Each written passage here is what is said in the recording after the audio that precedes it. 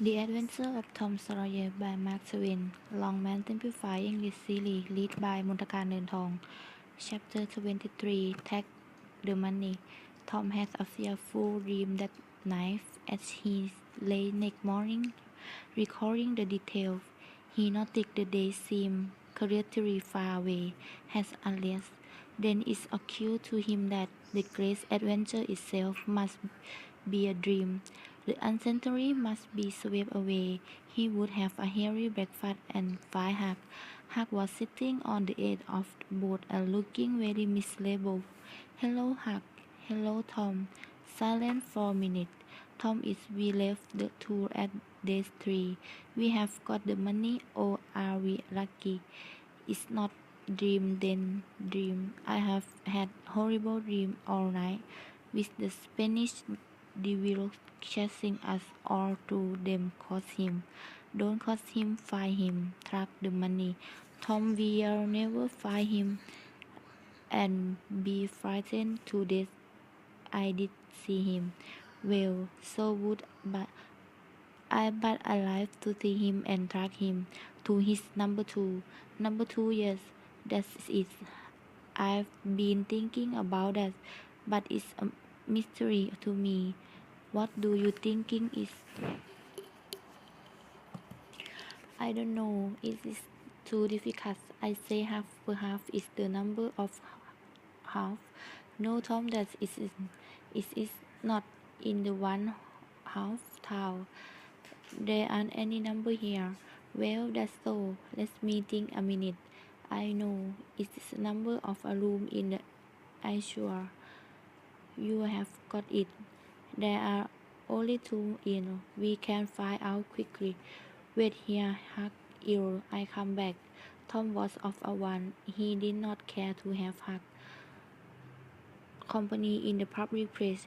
He was away half an hour. He found out that in the better in number 2 had long been occupied by young Reyer, and was still occupied in the other number 2 was Misty. In the Kingkeeper young says that it kept look all the time, and that he never saw anybody go into or come out of except at night.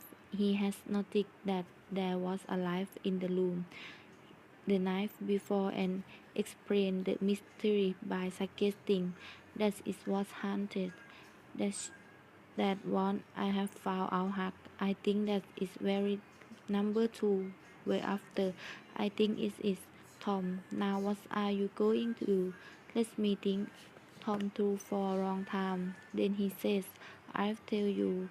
The back door of the number is in a return lane behind the inn.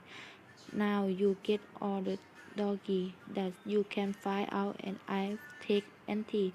And the first dark night we'll go there and try them. And remember to keep a lookout for Reskin Joe, because he says he was going to spy out one more a chance to get his revenge of see him. Just follow him. If he doesn't go to that number 2, that isn't the place. Good heaven, I don't want to follow him by myself. Why, it's be nice. He might never see you, and he didn't perhaps he never speak anything. Well, it is really dark. I follow him. Well, I don't know. All life I try. Believe me, I follow him if it's dark. Huck why he might be going straight to that money. That's so, Tom. That is so. I follow him. I will swear I will. Now that's the way to talk. Don't you ever waken Huck, and I won't. So that night, Tom and Huck wait about the neighborhood of the eel until after night, one watching the rain at the distance and the other the indoor. Nobody entered the lane or left it. Nobody or left the Spanish enter or left in the door.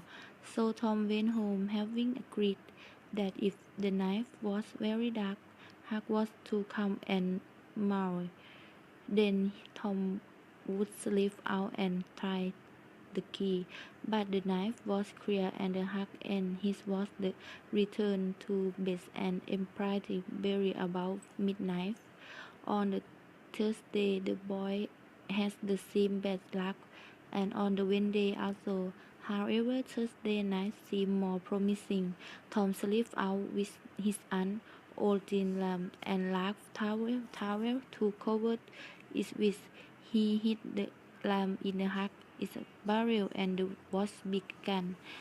An hour before midnight, the inn closed and its lights were put out. No Spanish has been seen. Nobody has entered or left the lane.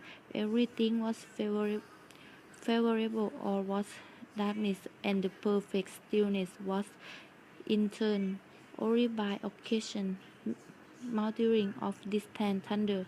Tom got his lamp, lit it in the barrel, and wrapped in the clothes in the towel, and the two adventurers crept in the gloom toward the inn. Huck stood on the gas, and Tom left. Tom felt his way into the lane. Huck was full of anxiety as he went. Suddenly there was a flat all right, and Tom came flying past him. "Run for your life," he gasped. "Run for your life." He need not have repeated it, one was enough. Huck was traveling 30 or 40 miles an hour before the repetition was out of Tom's mouth. The boy did not stop till they reached a desert just at the lower end of the village. Just as they got inside the lane, pulled down. As soon as Tom got his breath, he said, "Huck, it was awful. I tried to the key just as soft as I could, but they would not turn in the rock well." Without noticing which I was doing, I took hold of the door handle, and the door came open. It wasn't locked. I crept in and took off the towel, and then, "Go on. What happened, Tom?" "Huck, I almost stepped on the Redskin Joe's hand." "No." "Yes." He was lying there fast asleep on the floor with his arms spread out. "Good heaven, what did you do? Did he wake up?" "No, he never moved. Drunk, I think that I just snatched up that towel and ran. I've never have thought to of the towel. Well, I would. My aunt would skin me alive if I lost it." I said, "Tom, did you see that box?" "Huck, I did wait to look loud. I did see the box. I didn't see the cross. I didn't see anything except a bottle and tin cup on the floor. Besides the skin Joe, yes, and I saw two barrels and many more bottles in the room. Don't you see now what is wrong with that haunted room?" "What? Why is it haunted? With drink?" "They pretend they don't sell drink there. Who would have thought such a thing? But I say, Tom, now is a good time to get that box. If the skin drunk, you try it." "Well, not. I don't think I will, and I think not hard. Only one bottle besides the skin Joe is enough. If there were three, I'd do it." There was a long pause for thought, and then Tom says, "Look there, Huck. Let's not try any more until we know the skin Joe. Not there. It is too frightful. If we watch every night, we'll be absolutely sure to see him go out some time or other. When we are snatched, that him that box quicker and lightning. All right, I've watched the whole night, and I'll do it every night too. If you will do the other part of the job, I will. All you have got to do is to come round to the house and marry. And if I am asleep, some stone up and the window. At that will bring me out now. Hug the storm over and I will go home. Here be daylight in the couple of hours. If don't, if I don't want you in the daytime, Hug, I let you sleep. I won't come round and worry you. If you see that something happening in the night, just come round and Maui.